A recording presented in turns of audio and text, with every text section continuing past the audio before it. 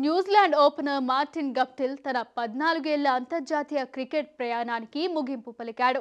2015 ప్రపంచ కప్లో డబుల్ సెంచరీతో చరిత్ర సృష్టించాడు.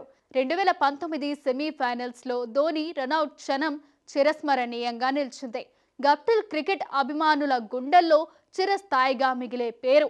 నేను నా దేశం కోసం పోరాడిన ప్రతి క్షణాన్ని నెమరవేసుకుంటాను అంటూ గుప్టిల్ భావోద్వేగంగా తన భావనలు పంచుకున్నారు. New Zealand opener batsmen Martin Guptill తన అంతర్జాతీయ క్రికెట్ కెరియర్కు ముగింపు పలికాడు. దీనితో ఆయన 14 సంవత్సరాల క్రికెట్ ప్రయాణం ముగిసింది. ఐపీఎల్ 2019లో సన్ రైజర్స్ హైదరాబాద్ తరపున ఆడిన గప్టిల్ ఫ్రాంచైజీ క్రికెట్లో మాత్రం కొనసాగించనున్నాడు. న్యూజిలాండ్ తరపున 367 మ్యాచ్లు ఆడటం అనేది గర్వకారణం.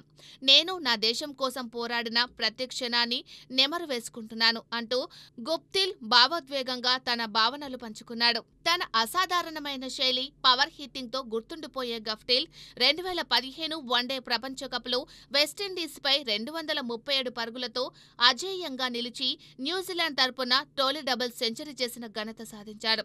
2019 సెమీఫైనల్లో ధోనిని రనౌట్ చేసిన గుప్టిల్ ఆ క్షణం తన దేశాన్ని విజయానికి నడిపించిన ఘనతను మరవలేని గొప్ప యాదృశ్యంగా మలుచుకున్నాడు. మొత్తం 23 అంతర్జాతీయ సెంచరీలతో పాటు వందలాది ఫోర్లు, సిక్సర్లతో ఆకట్టుకున్న గప్టిల్ న్యూజిలాండ్ క్రికెట్లో సుదీర్ఘ ముద్ర వేశాడు. క్రికెట్ అభిమానుల హృదయాలతో గుప్టిల్ పేరు చిరస్థాయిగా నిలిచిపోతుంది.